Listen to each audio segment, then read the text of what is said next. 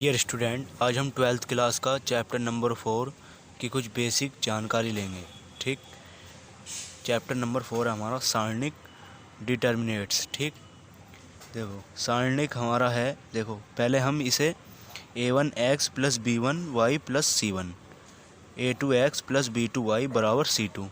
ठीक, इनको हम आव्यूह में बदलेंगे। ठीक, तो आव्यूह हमारा a1 b1 a2 b2, ये हमारा एक्स वाई बराबर c1 c2। अगर हम इसकी गुणा करके देखेंगे तो हमारा यही आएगा।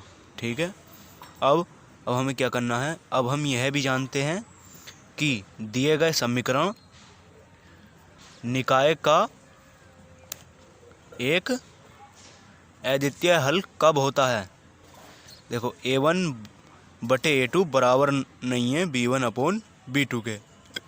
ठीक, जैसे a1 क्रॉस मल्टीप्लाई करके a1 b2 बराबर नहीं है b1 a2 के। ठीक, इसी प्रकार से हम इसे इधर को ले आएंगे a1 b2 minus b1 a2 बराबर नॉट 0 के। ठीक, तो यहाँ है हमारा a1 b2 minus b1 a2 है जो सारणिक निकाय के अद्वितीय हल को ज्ञात करती है। मतलब जो समीकरण जो है निकाय के अद्वितीय हल को ज्ञात करती है तथा इससे संबंधित है, a बराबर a1 b1 a2 b2 से संबंधित है। ठीक, तो उसे a का सारणिक कहेंगे। ठीक है, a को हम इस प्रकार लिखते हैं, देखो आपको दिखा देता हूँ मैं। a को इस प्रकार लिखते हैं या डिटर्मिनेट a कहते हैं। ठीक, हमारे सिलेबस में जो है वो 3x3 के ही 3x3 कोटि के ही सारणिक हैं, इसलिए हम उन पर ही विचार करेंगे केवल। देखो हमारे 12th के सिलेबस में केवल 3 कोटि तक ही सारणिक हैं, इसलिए हम केवल उन्हीं पर विचार करेंगे। ठीक, सारणिक के बारे में कुछ विशेष बातें बता देता हूँ मैं आपको। देखो ये पहला है, एक आव्यूह की सारणिक ज्ञात करने के लिए आव्यूह का वर्ग आव्यूह होना जरूरी है। ठीक, जैसे एक आव्यूह का सारणिक ज्ञात करने के लिए वर्ग आव्यूह होना जरूरी, यानी कि या 3x3 का हो, 2x2 का हो, लेकिन वर्ग आव्यूह हो। ठीक, जैसे ए का मोड सारणिक पढ़ते हैं हम इसे, ये ए के मोड से प्रदर्शित करते हैं हम इसे। ठीक, इसे हम मोड या मापांक नहीं कहेंगे, ये जो हमारा होता है इसे डिटर्मिनेट ए कहेंगे ओनली। ठीक, ठीक, मापांक और सारणिक दोनों अलग अलग होते हैं। ठीक, जैसे हमारा है पहला, एक कोटि के वर्ग आव्यूह का सारणिक। देखो एक कोटि का ये आई हमारा ए बराबर इतना है, तो ए का मोड भी हमारा ए ही आएगा। अब हमारा 2 कोटि का वर्ग आव्यूह का सारणिक, 2 कोटि। देखो 2 कोटि हमारी इस प्रकार a1 a2 a11 a12 a21 a22। हम सारणिक ज्ञात करते हैं, यानी कि डिटर्मिनेट ए ज्ञात करेंगे, तो देखो सबसे पहले हम इसकी गुणा इसमें करेंगे, इसकी इसमें सबसे पहले इससे लेंगे इधर वाले को, उससे बाद में ये लेंगे। देखो पहले इसकी गुणा करने के बाद इसमें बीच में माइनस लेते हैं। देखो ये जैसे हमारा ये है a1 a21 minus a21 a12। ठीक, इसमें माइनस, ये ध्यान रखना है आपको, माइनस ज़रूर लेना है। जैसे हमें उदाहरण में दिखा देता हूँ आपको। उदाहरण नंबर 1 है 2 माइनस 1 4 2 का मान ज्ञात करना हमें। ठीक, तो हम डिटर्मिनेट ए निकालेंगे। देखो पहले हम 2 की 2 के साथ कर रहे हैं। ठीक, ये हमारा 2 की 2 के साथ हो गई, जो हमारा फॉर्मूले वाला माइनस ये आ गया, माइनस 1 की माइनस के 4 के साथ, तो बराबर हमारा आएगा 4 + 4 बराबर 8। इसी प्रकार से उदाहरण नंबर 2 देखिए, बी है हमारा x + 1 x - 1 x का मान ज्ञात करना है हमें।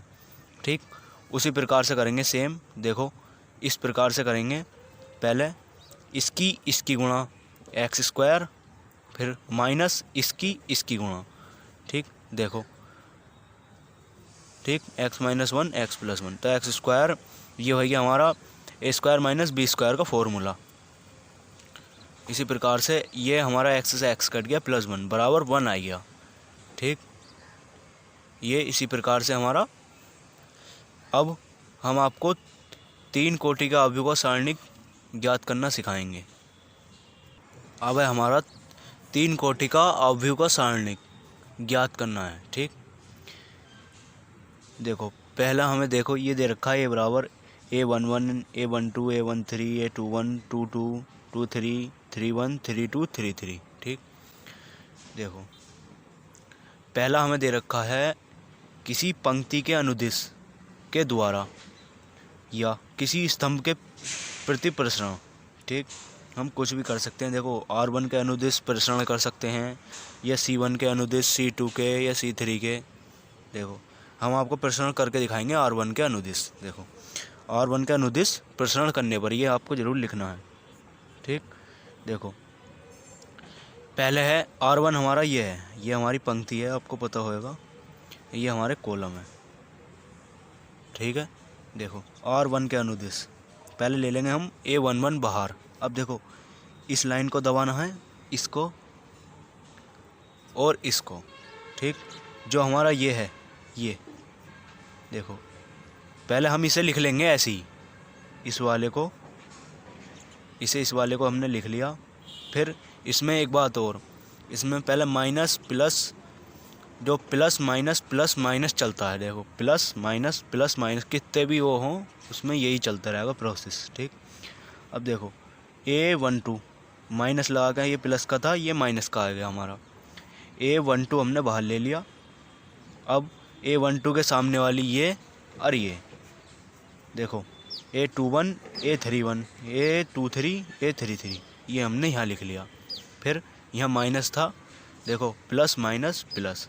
अब A13 हमने बाहर ले लिया। अब ये वाली पंक्ति, यानी कि ये और ये, तो हमारा A21 A31 A22 A32 हमने यहाँ लिख दिया, ठीक। इस प्रकार से प्रसरण होगा हमारा, ठीक। अब देखो, हम इसका प्रसरण करेंगे। देखो, ये 11 हमारा बाहर है। अब पहले हमने बताई थी आपको, पहले इसकी और इसकी गुणा होएगी, A22 A33, अब माइनस A32 A23। फिर क्योंकि फॉर्मूले माइनस आता है ना, अब इसमें माइनस A12 हमारा बाहर है, पहले हम इसकी करेंगे, फिर इसकी माइनस है बीच में। फॉर्मूले में ध्यान रखना, मैं बार बार बता रहा हूँ आपको, ठीक। अब A13 हमारा बाहर ही है। अब देखो, पहले इसकी फिर इसकी, देखो, माइनस लग गया हमारा। अब इनको हम सोल्व करना, हमारे जो हम इसको सोल्व करना सीखेंगे, ठीक। इनके जो हमारे कुछ भी मान दे रखा हो, उससे हमें कोई फ़र्क नहीं पड़ता, हमें इस प्रकार ही करना है, ठीक। जैसे हमें उदाहरण नंबर 3 दिखा देता हूँ मैं आपको। उदाहरण नंबर 3 है, देखो, सारणिक डेल्टा बराबर, यानी डेल्टा सारणिक इतने का मान ज्ञात करना हमें है।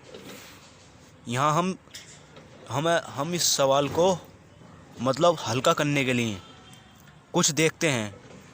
किसी भी पंक्ति में या किसी स्तंभ में हम 2 जीरो बना लेंगे, किसी भी पंक्ति या स्तंभ में। ये हमारा, अगर हमें हल्का सोल्व करना है तो जिस पंक्ति या स्तंभ में जीरो आएगा हमारा, हम उसके अनुदिश प्रसरण करेंगे। जैसे देखो, हमारा C3 है, C3 में हमारे 2 जीरो आ गए, हम इसके अनुदिश प्रसरण करेंगे। देखो, जैसा हमें दे रखा है, मैंने लिखा भी है यहाँ आपको, लेकिन हम यहाँ देखते हैं कि तीसरे स्तंभ में शून्यों की संख्या सबसे अधिक है, ठीक। कोई सी भी हमें या नहीं भी होंगे तो हम बना लेंगे उसमें, ठीक। मैं बनाने आपको उसमें मैट्रिक्स में सिखा चुका हूँ, ठीक। देखो, इसलिए हम तीसरे स्तंभ के अनुदिश प्रसरण करेंगे, ठीक है। देखो, A का मोड बराबर, मैंने आपको बताया था, हमने जो हम C3 के अनुदिश प्रसरण कर रहे हैं, तो ये इसके नीचे तक, देखो, पहले ये है, हम इसके सामने वाली इसके नीचे वाली छोड़ देंगे, तो हमने ये लिख ली, ठीक है। अब फिर हमारा प्लस माइनस चलता है, ठीक। अब हमने ये 0 -0 देखो इसके सामने वाली और इसके सामने वाली छोड़ दी, तो 1 2 4 1 ये हमारा आ गया। ठीक, इसी प्रकार से अब ये प्लस लगा के 0 इसके सामने वाली और इसके सामने वाली छोड़ दो, 1 2 -1 3 जो हमारा। अब देखो ये दोनों तो हमारे 0 हो गए। अब इसमें हम इसकी मल्टीप्लाई कर लेते हैं, -1 की 1 के साथ, ठीक, -4 की 3 के साथ, तो हमारा ये आया -1 -12 यानी कि -13, तो ये आ गया हमारा 52। ठीक, इसी के साथ इस लेक्चर को हम यहीं ख़त्म करते हैं। धन्यवाद। अगर ये आपको वीडियो पसंद आई तो लाइक और शेयर ज़रूर करिएगा।